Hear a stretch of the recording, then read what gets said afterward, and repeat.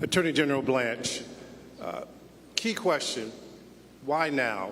Was there a breakthrough in this case? Can you speak to the evidence that leads you to believe that Raúl Castro directly participated in the deaths of those Americans who were killed? And I have a follow-up.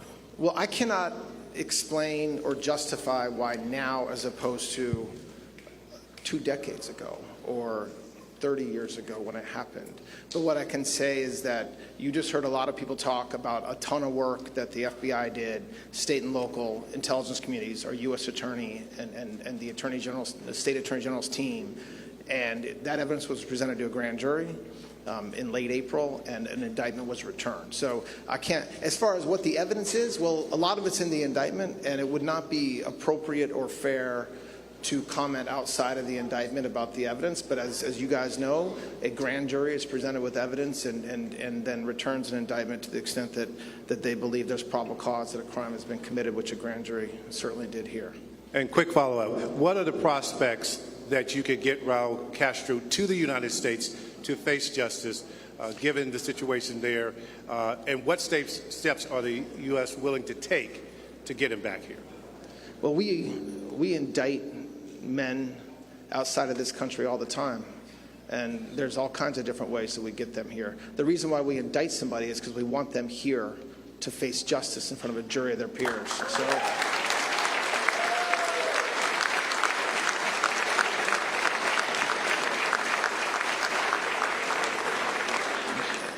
how we go about doing that obviously depends on the circumstances in the case, and I'm not going to go beyond that, but we expect that we didn't indict. This isn't a show indictment.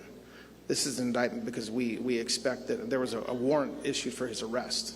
So we expect that he will show up here by his own will or by another way and go to prison.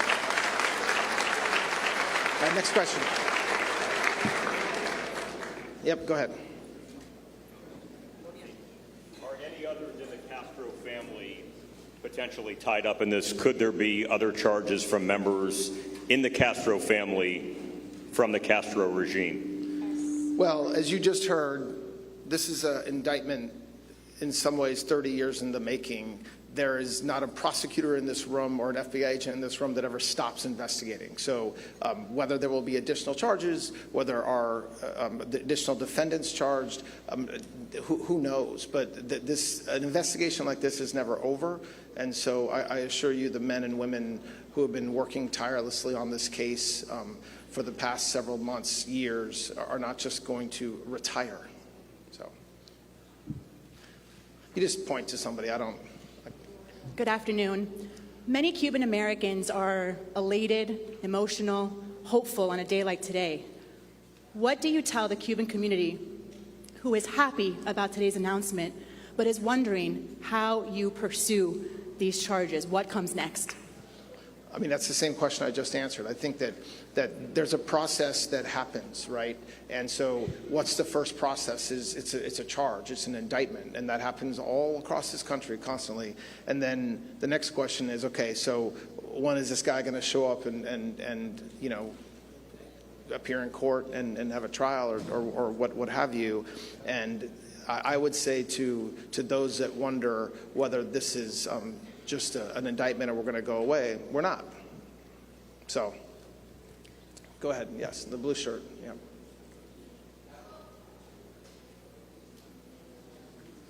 I'll go to the middle next. Attorney General Blanche, we would like to know what would be the next step to, a lot of people are wondering if there will be any sort of attack, military response from the United States if this now indictment gives permission for the United States to be closer to Cuba and again get Raúl Castro and those others implicated here to the United States. So I'm the acting Attorney General of the Department of Justice. We bring charges. So the question you asked is a question that involves the Department, the President of the United States, the Secretary of War, the Secretary of State, and doesn't involve the acting Attorney General. So what I can tell you is that this is This indictment, as we've said a bunch of times today, is a result of a lot of hard work and what we believe is an important step in bringing some semblance of justice to the families and friends and loved ones of these men who were murdered. But beyond that, I'm not going to talk about what could happen with Cuba beyond that.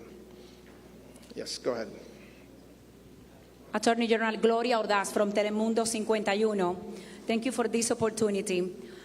The next step is going to be an arrest warrant, and I ask you this because the Cuban exile would love to see Raúl Castro in the same position of Nicolás Maduro. And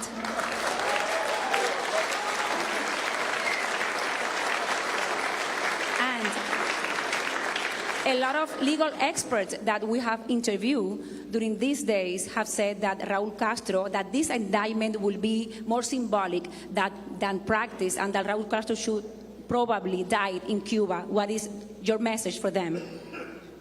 Well, I'm not going to compare cases, for one. For two, like I said a few minutes ago, we indict men who are not physically within the United States all the time. This is not a new endeavor or adventure for us. And so the way that we get people here who are charged with a crime varies. There's all kinds of different ways.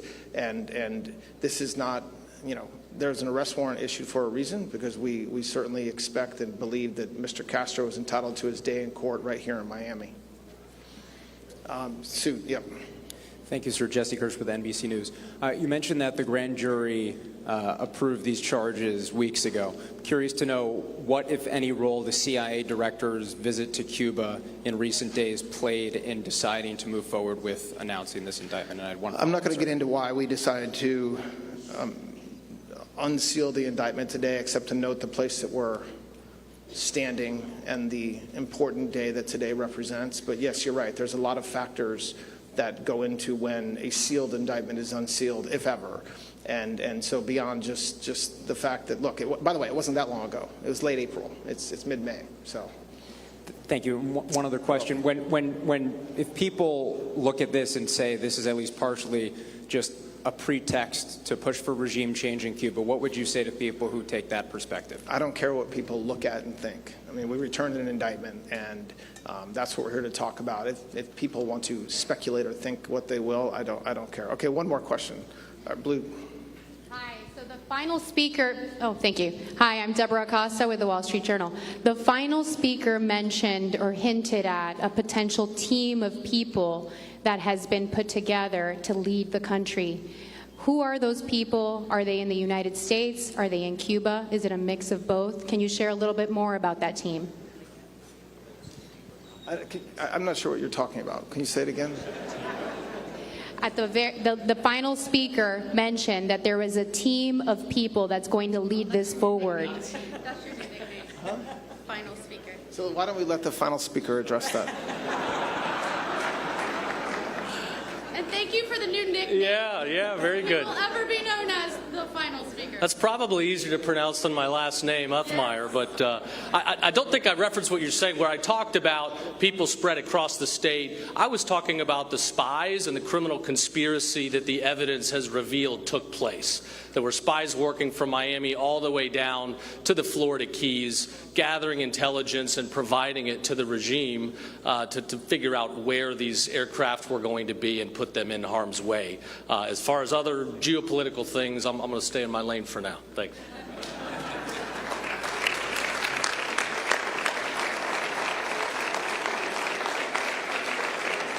Thank you, everyone. This concludes the press conference on behalf of Miami-Dade College and the Freedom Tower. Thank you so much for being here. And you may go. Good afternoon. I'm Lindsay Reiser. We have been listening to top Justice Department officials discuss today's unsealed indictment against Raúl Castro of Cuba.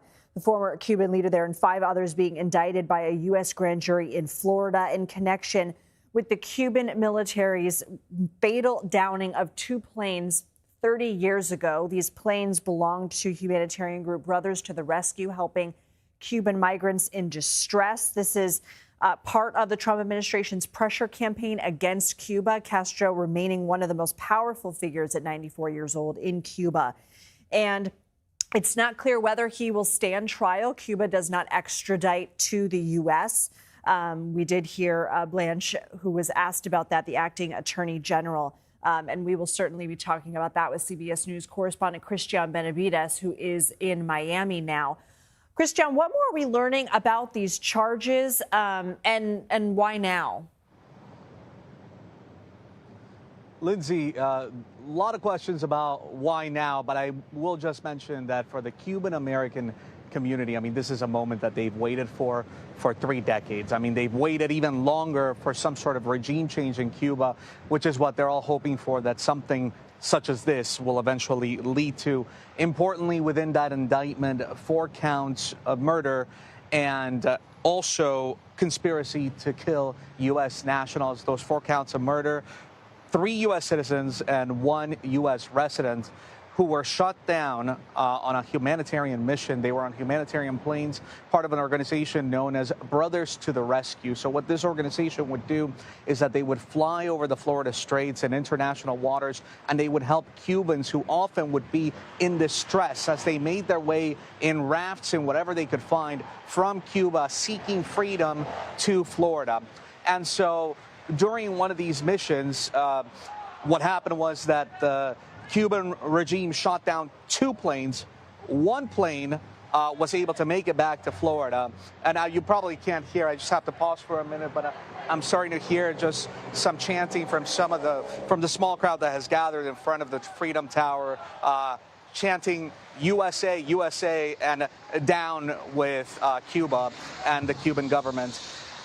Back to this indictment, I mean, what it means to Cuban Americans here in South Florida that have waited for this moment for so long is just difficult to put into words. I spoke to Jose Basulto. As I mentioned, there were 3 planes that went on that mission from Brothers to the Rescue. 2 of them were shot down with those 4 people killed under orders of Raúl Castro. One of those planes did make it back, and Jose, who we spoke to, was in that plane. Let's take a listen. At one point, I saw to the right of my plane a big black cloud, meaning that was one of my brothers that has been taken down. Do you ever think back about that day? No. Why not? Because it's painful. Do you want Raúl Castro to be brought here to Miami to face justice? I hope he's made to come here to the U.S. to be indicted and receive justice. And that is the hope of so many who live here from the Cuban exile community, that Raúl Castro would be brought to face justice here in Miami, where a grand jury has returned this indictment. Now, will that actually happen? That is a major, major question. Would the U.S. government go in a similar way that they did to Nicolás Maduro in Venezuela? That is unclear. We do not know if they would do that, but certainly it gives the U.S. an opportunity to enact pressure on a regime that the U.S. government has already said they want to change. And you're talking about some of the reaction you're hearing outside. Inside, we also heard a ton of reaction. It was a very unusual setting for something like this. Usually there's not sort of this crowd of people who are cheering. Do we know who was in attendance there for that press conference? Well, right, you really had a who's who of Cuban-American politicians and leaders and commissioners, and really across the political spectrum. The Miami-Dade County mayor, who is a Democrat, was in there. Eileen Higgins, who is a Democrat here in Miami, was also in there. And a number of elected officials on the GOP side. Really, here in South Florida, what happens with Cuban politics just transcends politics, even though it has so much meaning and gives so much advantage to the GOP here in South Florida. When you talk to politicians who represent certain districts, it is clear that they are for the freedom of Cuba. And for Cuban Americans, this is just so meaningful. I keep hearing in the background, it may be difficult to hear on your end, but I just keep hearing in the background that small crowd that has gathered in front of the Freedom Tower. And what a symbolic moment on Cuba's Independence Day, May 20th, at the Freedom Tower, which is known as the Ellis Island of the South, where so many Cuban refugees were processed. This was perhaps the first place that they slept, the first place that they had a taste of freedom was here at the Freedom Tower. And now to have this indictment be announced here, I mean, it could have been in so many other places. You could have had the indictment be announced in D.C. You could have had this be announced at the district attorney's office here, at the U.S. Attorney's Office, excuse me, here in South Florida. But to have it at the Freedom Tower, to have the audience that you had, people who were members of Brothers to the Rescue, who risked their lives to help those Cubans who were escaping from this brutal and authoritarian regime in search for freedom. That's why you heard all that cheering that was going on in there. And that's why off in the distance, that small crowd that has gathered here in front of the Freedom Tower has been cheering. Okay, Cristian Benavides, thank you so much.